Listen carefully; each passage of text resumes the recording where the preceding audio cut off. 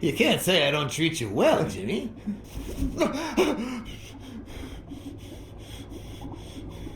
Yeah. Speak, you moron. Yeah, very well. Why are you... Shh. Calm down. How long have you worked for me, Jimmy? 3 months. 3 months. Oh, yeah. I hired you right after your cousin Martin died. I need your opinion. How would you punish someone for ruining an innocent man's life with a hit and run, Jimmy? I don't know. And tell me, what about you, Wilson? What would you do? No, please. I didn't do anything. I swear.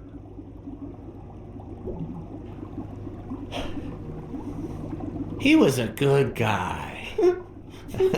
Of course, you already knew that. You knew him better than me, right? He was my cousin. That's why I hired you, Jimmy. You see, Martin was a dear friend. And his widow said you were a nice kid. That you do a good job and you needed the money. And I have a soft spot for those in need. Please. But, you know what? I talked to her just yesterday. She told us you did some naughty things to her with that gun, Jimmy. No. That's no way to treat a widow, is it?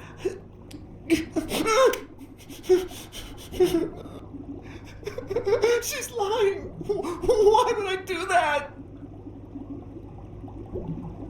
What about the kid? Are you so sure you know how long a kid can hold his breath? With his little head inside a toilet bowl? Son of a bitch. I didn't want to. It was his idea.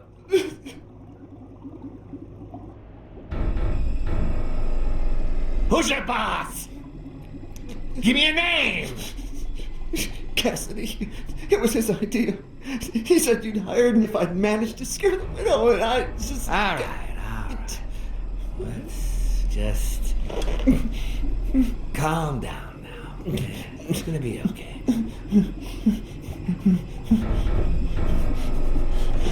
There are two sacred principles that rule my life.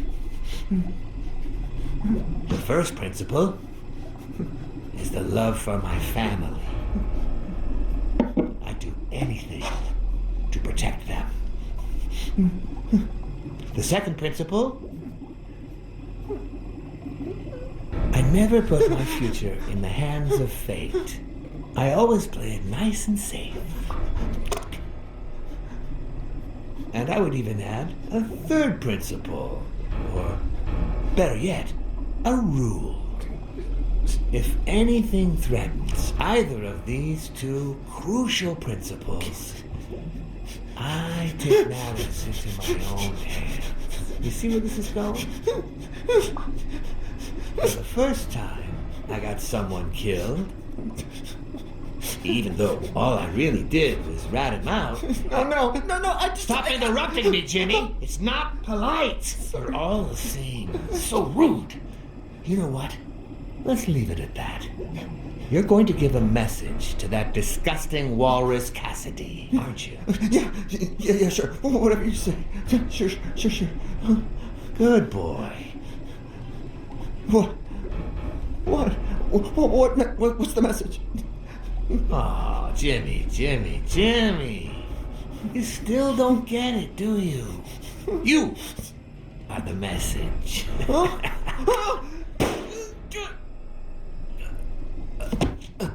Come on. Wrap him up. Make sure Cassidy gets the message for breakfast, will you? I hope he chokes on it. Got it.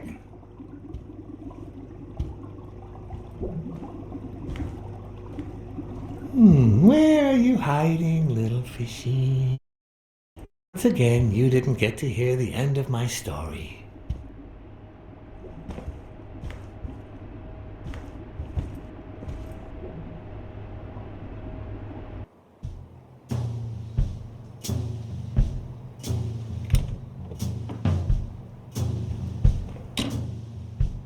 What?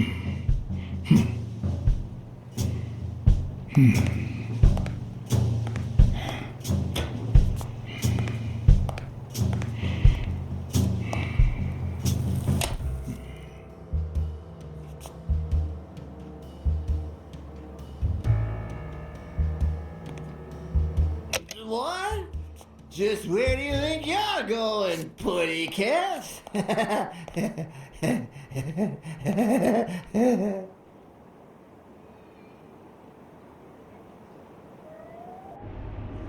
Two sacred principles rule my life.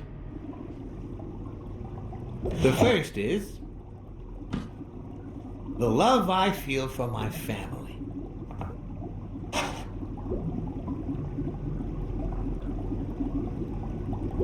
The second,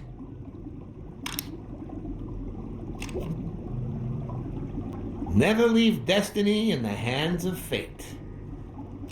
I always play it nice and safe. And I'd even add a third principle, or better yet, a rule. If anything threatens either of these two principles, I take matters into my own hands. The first time that someone died because of me, even though all I did was rat him out, well, that guy ended up in the Hudson River, right off Pier 27. He's got to be even wetter than that fish by now. You should have seen his face. It's interesting what comes to mind when you think you're about to die. Suddenly all I could think about was how much I wanted a pet fish. You too, Bruce?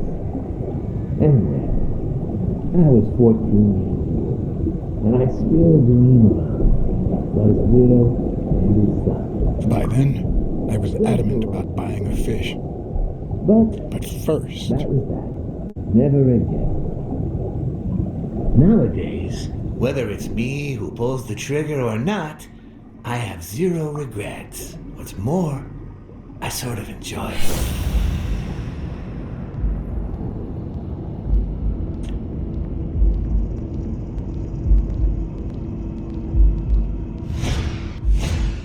The guy never hesitates to pull the trigger. Even if I hadn't seen what he did to Jimmy, I'd know he's not bluffing.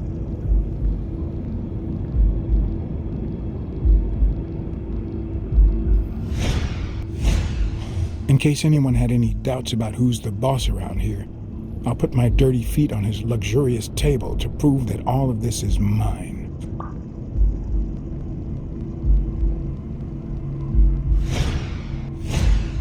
When a mob boss declares his love of family, it can only mean that A, he won't hesitate to ruin yours, and B, he's cheating on his wife.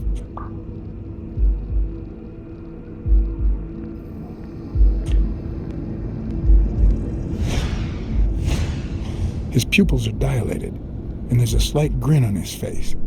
The bastard is enjoying himself. I knew I had it in me to get out of that place alive.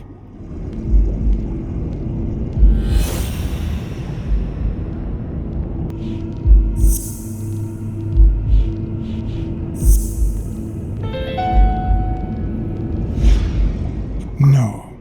O'Leary's wife is having an affair with Colbert? Should I serve this to O'Leary on a silver platter? Or threaten Colbert so he'll get me out of this mess? And, well, that's it, I think.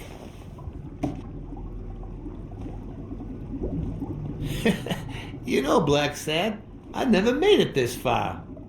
Congratulations. You're going in style. I didn't want to interrupt you because I respect you and your word. Colbert told me to come here. What? Me? No way. You did what? Colbert? When?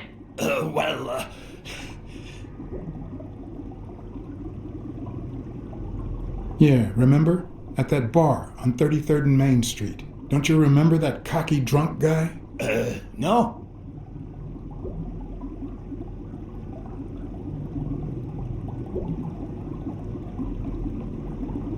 He kept bragging about betraying his own boss. Oh? Oh, yeah. Weird times, huh? Yeah, and you congratulated me for finding Yale and saving your life. Several times.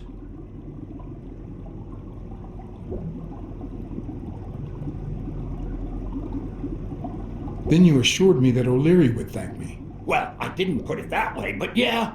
And then you told me to come here to ask the boss himself. Yeah. I think you deserve it. Right, Desmond?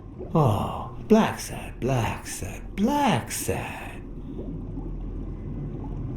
Thank you. And sorry for jumping to conclusions. First, you get a random beating from my men. And here we are. When you shared what you'd found in Yale's apartment, well, it made me sort of want to trust you. But as you well know, you can't trust anyone in this world. Take it. It's only fair.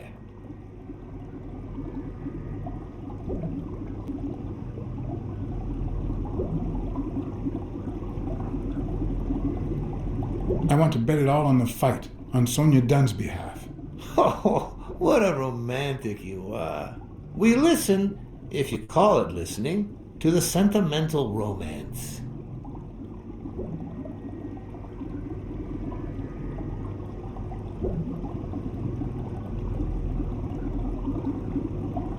Your eyes act like the moon. Ah, a cultured man. Anyway, go ahead. Place your bet. I bet it all on Yale.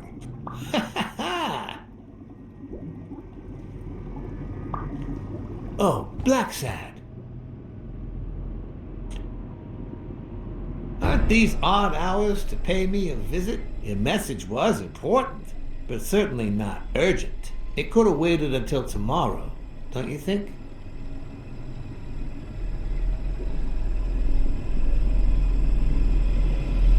We cats and wolves hunt at night.